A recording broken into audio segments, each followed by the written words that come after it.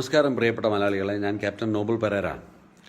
ആഴക്കടൽ മത്സ്യബന്ധനം ഒരു സംസ്ഥാനത്തിനും നിയമനിർമ്മാണം നടത്തി ആർക്കും കൈമാറാനാവില്ല.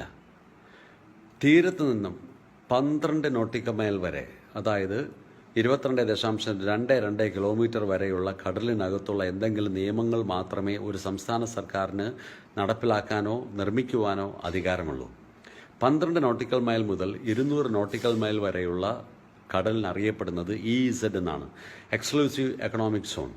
ഇതിനകത്ത് നിയമം നിർമ്മിക്കുക, എണ്ണ കുഴിച്ചെടുക്കാനോ മത്സ്യബന്ധനത്തിനോ അങ്ങനെയുള്ള നിയമങ്ങൾ നിർമ്മിക്കാനുള്ള അവകാശം കേന്ദ്ര ഗവൺമെൻറ്റിന് മാത്രമാണുള്ളത്. ഈ കാര്യങ്ങൾ ദയവ് ചെയ്ത് ആരെങ്കിലും ഒന്ന് UDF നേതാക്കളെ, പ്രത്യേകിച്ച് രമേശ് ചെന്നിത്തലയെ ഒന്ന് പഠിപ്പിക്കണം.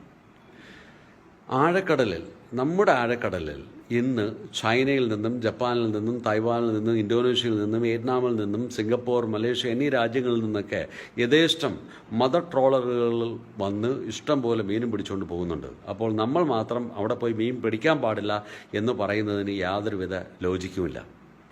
ഇനി യാനങ്ങളുടെ നിർമ്മാണവും മദർ ട്രോളറുകളുടെ നിർമ്മാണവും അതിൽ എന്തോ അഴിമതിയാണ്, അത് വേറെ ഇൻലാൻഡ് വാട്ടർവേ കമ്പനിക്കോ അല്ലെങ്കിൽ ഇൻലാൻഡ് ഷിപ്പ് ബിൽഡിംഗ് കോർപ്പറേഷനോ നിർമ്മിക്കാനാവില്ലേ എന്നുള്ള ചോദ്യത്തിന് ഒരു പ്രസക്തിയുമില്ല. കാരണം ഷിപ്പ് ബിൽഡിംഗ് മേഖലയിൽ ഇന്ത്യ വളരെ പിന്നിലാണ്. ചൈനയാണ് ഇന്ന് നമ്പർ 1. മുമ്പ് ജപ്പാനായിരുന്നു, ഇപ്പോൾ ചൈന അവർ ഓവർടേക്ക് ചെയ്ത് കഴിഞ്ഞിരിക്കുകയാണ്.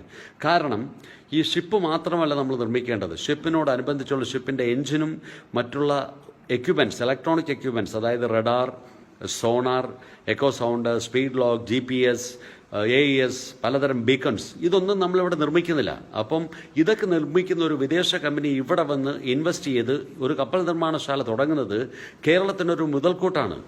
ജലഗതാഗത പാത ഉദ്ഘാടനം ചെയ്തു കഴിഞ്ഞ കേരളത്തിൽ നമുക്കൊരുപാട് വാട്ടർ ടാക്സികളും ഉല്ലാസ നൗകകളും ഫ്ലോട്ടിംഗ് റെസ്റ്റോറൻറ്റുകളൊക്കെ നമുക്ക് നിർമ്മിക്കേണ്ടി വരും, ടൂറിസം മേഖലയ്ക്കും യാത്രാ മേഖലയ്ക്കും. അപ്പോൾ നമ്മുടെ വളർന്നു വരുന്ന യുവതലമുറയ്ക്ക് ഇതൊരു പ്രചോദനമാണ്.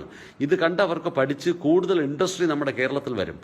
ഇത് പാടില്ല എന്ന് പറയുന്നത് നമ്മുടെ കേരളത്തിൻ്റെ വളർച്ചയെ മുരടിപ്പിക്കുവാൻ വേണ്ടി മനഃപൂർവ്വം ശ്രമിക്കുന്നതിന് തുല്യമാണ്. അതുകൊണ്ട് ദയവ് ചെയ്ത് നമ്മൾ ഇത്തരം വിവാദങ്ങൾ ഉണ്ടാക്കി വരുന്ന പ്രോജക്റ്റുകൾ മുടക്കാതെ കേരളത്തിനെ നാം മുന്നോട്ട് നയിക്കുക. Thank you for watching my video. I am Captain Nobel Pereira, signing of.